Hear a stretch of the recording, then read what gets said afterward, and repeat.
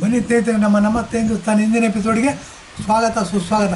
ನೋಡಿ, ನಾವು ಬೇಸಿಕ್ಕಾಗಿ ಮಾತಾಡಬೇಕಾಗಿದ್ದು ಆರೋಗ್ಯದ ಬಗ್ಗೆನೂ ಪ್ರಕೃತಿ ಜೊತೆ ಸಿಂಕ್ ಮಾಡಿಕೊಂಡ್ರೆ ಮೆಡಿಸಿನ್ ಬೇಡ. 120 ವರ್ಷ ಬದುಕ್ಬೋದು. ರಾಮಾಯಣ ಕಾಲದಲ್ಲಿ 400 ವರ್ಷ ಬದುಕ್ತಿದ್ದರಂತೆ. ಕೃಷ್ಣನ ಕಾಲದಲ್ಲಿ,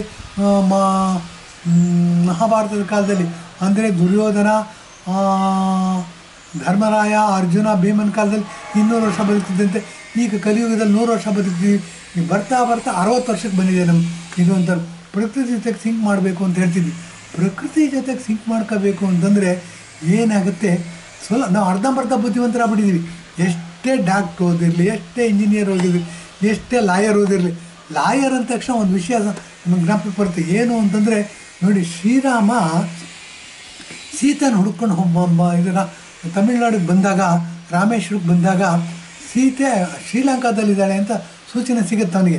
ಶ್ರೀಲಂಕಾಕ್ಕೆ ಹೋಗಬೇಕು ಅಂತಂದರೆ ಸಮುದ್ರ ದಾಟ್ಕೊಂಡು ಹೋಗಬೇಕು. ಸಮುದ್ರ ಅಂತಂದರೆ ಸಾವಿರಾರು ಜನ ಕೋತಿಗಳ ಸೈನ್ಯನ ಕಟ್ಕೊಂಡು ಸಮುದ್ರ ದಾಟೋದು ಕಷ್ಟ. ಹಾಗಾಗಿ ಏನು ಮಾಡ್ತಾರೆ, ಸೇತುವೆ ಕಟ್ತಾರೆ. ರಾಮ ಸೇತು ಅಂತ ಕರೀತಾರೆ.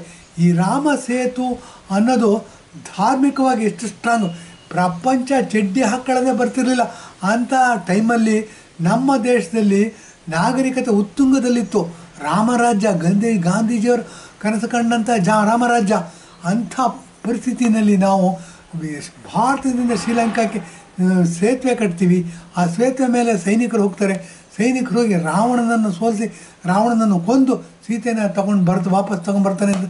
ಎಷ್ಟು ಪ್ರಬುದ್ಧವಾಗಿತ್ತು, ನಾಗರಿಕತೆ ಎಷ್ಟು ಉತ್ತುಂಗದಲ್ಲಿತ್ತು ಅನ್ನೋದು ಗೊತ್ತಾಗುತ್ತೆ. ಇದೆಲ್ಲ ಇದ್ದಾಗ ಏನಾಗುತ್ತೆ ನೋಡಿ, ಕಾಂಗ್ರೆಸ್ಸಿನ ಬಗ್ಗೆ ಮಾತಾಡಬೇಕು.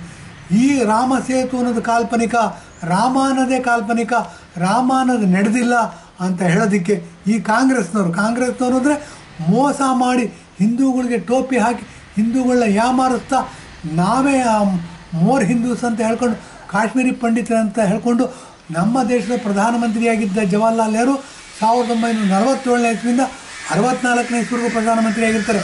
ಮುಸಲ್ಮಾನ ಅಂತ ಆತ. ನೋಡಿ, ನಮ್ಗೆ ಗೊತ್ತಾಗೋದಿಲ್ಲ. ಇಂಜಿನಿಯರ್ಸ್ ಇದ್ದೀವಿ, ಡಾಕ್ಟರ್ಸ್ ಇದ್ದೀವಿ, ಬೇರೆ ಕಡೆಗೆ ಹೋಗಿ ಒಳ್ಳೊಳ್ಳೆ ಪೊಸಿಷನ್ಗೆ ಹೋಗ್ತೀವಿ. ಕಮಲಾ ಹ್ಯಾರಿಸ್ ಈ ಸತಿ ಅಮೆರಿಕಾದ ಪ್ರೆಸಿಡೆಂಟ್ ಆಗಿ ಹೊರಟಿದ್ದಾರೆ. ಋಷಿ ಸುನಕ್ ಇಂಗ್ಲೆಂಡಿನ ಪ್ರಧಾನಮಂತ್ರಿಯಾಗಿ, ಸೂರ್ಯ ಮುಳುಗದ ನಾಡು. ಇಂಥ ಮುಂದುವರೆದ ನಾವೇನು ಮಾಡಿದ್ದೀವಿ, ಎಲ್ಲ ಇವ್ರು ಹೇಳಿದ್ದೆ ಸತ್ಯ ಅಂದ್ಕೊಂಡು ಸಾಯೋವರೆಗೂ ಪ್ರಧಾನಮಂತ್ರಿ ಆಗಿ ಬಿಟ್ಬಿಟ್ಟಿದ್ದೀವಿ ಅವ್ರನ್ನ. 47ನೇ ಇಸ್ವಿಯಿಂದ 64ನೇ ಇಸ್ವಿವರೆಗೂ ಪ್ರಧಾನಮಂತ್ರಿ. ಮೋಜು ಮಸ್ತಿ ಮಾಡೋದಕ್ಕೆ ಅಧಿಕಾರನ ಉಪಯೋಗಿಸ್ಕೊಂಡ್ರು. ಎಲ್ಲೋ ಅಲ್ಲೊಂದು ಇಲ್ಲೊಂದು ಒಳ್ಳೆ ಕೆಲಸ ಮಾಡಿದ್ದಾರೆ ಅಂತ ಹೇಳ್ಬೋದು. ಆ ಒಳ್ಳೆ ಕೆಲಸ ಅಲ್ಲೊಂದು ಮಾಡಿದ್ದಾರೆ ಅಂತ. ಎಂಥ ರಾಕ್ಷಸ ಆದರು, ರಾವಣ ಆದರೂ ಸ್ವರ್ಣಯ ಲಂಕೆ ಅಂತ ಹೇಳ್ತೀವಿ, ಚಿನ್ನದ ಲಂಕೆ ಅಂತ ಹೇಳ್ತೀವಿ, ಅವನು ಮಾಡಿದ್ದ. ಹಾಗಾದರೆ ರಾವಣ ಒಳ್ಳೆಯವನ ಅಂತ ಕೆಟ್ಟವನು ಅಂತ ಹೇಗೆ ನಾವು ತೀರ್ಮಾನ ಕೊಡ್ತೀವಿ. ಹಾಗೆ ಜವಾಹರ್ಲಾಲ್ ನೆಹರು ಡ್ರಾಮಾ ಮಾಡ್ತಾ, ಏನು ಅಂದರೆ ಒಳ್ಳೆ ಕೆಲಸ ಮಾಡಿದ್ದೀನಿ ಅಂತ ತೋರ್ಸೋಕ್ಕೋಸ್ಕರ ಒಂದೆರಡು ಒಳ್ಳೆ ಕೆಲಸಗಳನ್ನ ಮಾಡಿ 100 ಕೆಟ್ಟ ಕೆಲಸಗಳನ್ನ ಮಾಡೋದಕ್ಕೆ ಅವಕಾಶ ಮಾಡಿಕೊಟ್ಟಿದ್ದು ಜವಾಹರ್ಲಾಲ್ ನೆಹರು. ಹೇಗೆ ಕೆಟ್ಟ ಕೆಲಸ ವಂಶ ಪಾರಂಪರ್ಯವಾಗಿ ಮುಂದುವರಿಸೋದು ಅನ್ನೋದಕ್ಕೆ ಒಂದು ಉದಾಹರಣೆ ಕೊಡ್ತೀವಿ. ರಾಮ ಕಾಲ್ಪನಿಕ, ರಾಮ ಸೇತು ಕಾಲ್ಪನಿಕ. ಇಲ್ಲಿ ಓಡಾಡೋದಕ್ಕೆ ರಾಮ ಸೇತುನ ಡಿಸ್ಟ್ರಾಯ್ ಮಾಡಿಬಿಟ್ಟು ಹಡಗು ಓಡಾಡೋದಕ್ಕೆ ಅವಕಾಶ ಮಾಡಿಕೊಡ್ಬೇಕು ಅಂತೇಳಿ ಇದೇ ಕಾಂಗ್ರೆಸ್ನವರು ಏನು ಮಾಡಿದ್ರು, 24 ಜನ ಫೇಮಸ್ ಲಾಯರ್ಸ್ಗಳನ್ನ ಅಪಾಯಿಂಟ್ಮೆಂಟ್ ಮಾಡಿದ್ರು. ಸರ್ಕಾರದ ಪರವಾಗಿ ಅಪಾಯಿಂಟ್ಮೆಂಟ್ ಮಾಡಿ ಅವರು ವಿಮಾನ ಕೊಟ್ಟರು, ಕೈ ತುಂಬ ಸಂಬಳ ಕೊಟ್ಟರು. ಅಂದರೆ 20 ಲಕ್ಷ, 25 ಲಕ್ಷ, 1 ಕೋಟಿ, 2 ಕೋಟಿಯವರು ಸಂಬಳ ಕೊಟ್ಟರು, ಖರ್ಚು ಕೊಟ್ಟರು. ಅವ್ರಿಗೆ ಬೇಕಾದ ಸೌಲಭ್ಯಗಳನ್ನ ಒದಗಿಸ್ಕೊಟ್ರು. ಏನು ಪ್ರೂವ್ ಮಾಡೋಕ್ಕೆ ಹೊರಟಿದ್ರು ಇವರು, ರಾಮ ಸೇತು ಕಾಲ್ಪನಿಕ, ರಾಮಾಯಣ ಕಾಲ್ಪನಿಕ ಅಂತ ಪ್ರೂವ್ ಮಾಡಿದ್ರು. ಆದರೆ ಡಾಕ್ಟರ್ ಸುಬ್ರಹ್ಮಣ್ಯ ಸ್ವಾಮಿ ಅಂತ ಹಾರ್ವರ್ಡ್ ಯೂನಿವರ್ಸಿಟಿನಲ್ಲಿ ಪ್ರೊಫೆಸರ್ ಆಗಿ ಏಕಾಂಗಿಯಾಗಿ ಹೋರಾಡಿ ಅದು ಪ್ರೂವ್ ಆಯಿತು.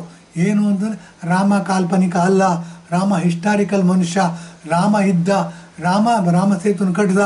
ಇದು ಅಷ್ಟಕ್ಕೆ ಪೂರಕವಾಗಿ ಸ್ಯಾಟಲೈಟಿಂದ ಪೂರಕವಾದಂಥ ಪಿಕ್ಚರ್ಗಳು, ಅಂದರೆ ಸ್ಯಾಟಲೈಟ್ಗಳು ಫೋಟೋ ಹಿಡಿತವೆ.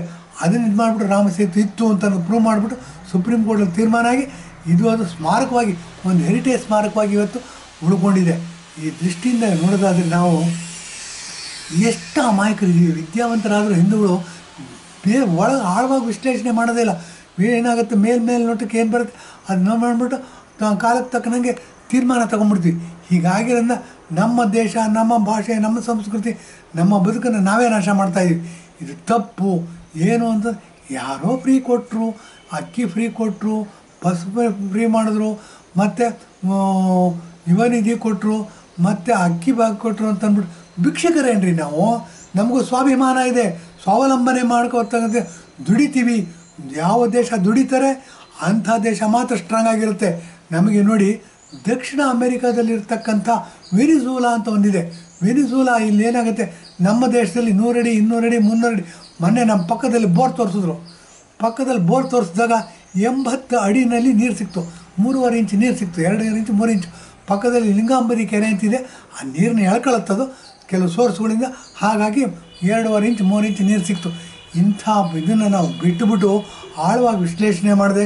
ನಾವೇನು ಮಾಡಿದ್ವಿ, ನೆಹರು ಏನು ನಮಗೆ ವಾದ ಕೊಟ್ಟರು ಮುಂದುವರೆದ್ಬಿಟ್ವಿ. ನಾವು 24 ಜನ ಲಾಯರ್ಗಳನ್ನ ಇಟ್ಬಿಟ್ಟು ರಾಮ ಕಾಲ್ಪನಿಕ, ರಾಮರಾಜ್ಯ ಕಾಲ್ಪನಿಕ, ಗಾಂಧೀಜಿ ಕಟ್ಟಂಥ ರಾಮರಾಜ್ಯದ ಕನಸು ಕಾಲ್ಪನಿಕ, ರಾಮಸೇತು ಕಾಲ್ಪನಿಕ ಅಂತ ಹೊಡೆದಾಕಕ್ಕೆ ಹೋಗಂತ ಮಾಡಿ ಈ ಥರ ಎಲ್ಲ ಮಾಡೋಕ್ಕೆ ಹೊರಟು ನಮ್ಮ ಸಂಸ್ಕೃತಿನ ನಾಶ ಮಾಡೋಕ್ಕೆ ಹೊರಟಿರ್ತಕ್ಕಂಥ ಕಾಂಗ್ರೆಸ್ ಒಂದು ಕಡೆ, ಈಗ ನರೇಂದ್ರ ಮೋದಿಯವರು ಇದು ಎಲ್ಲ ಸತ್ಯ, ಇದೆಲ್ಲ ಇದರ ಫೌಂಡೇಶನ್ ಮೇಲೆ ನಮ್ಮ ದೇಶವನ್ನು ಕಟ್ಟಬೇಕು, ಹಿಂದೂ ದೇಶ ವಿಶ್ವಗುರು ಹಾಕಲಾಗಿರ್ತಕ್ಕಂಥದ್ದು ಅಂತ ಪುನಃ ಬಿಲ್ಡ್ ಮಾಡ್ತಾಯಿದ್ದಾರೆ.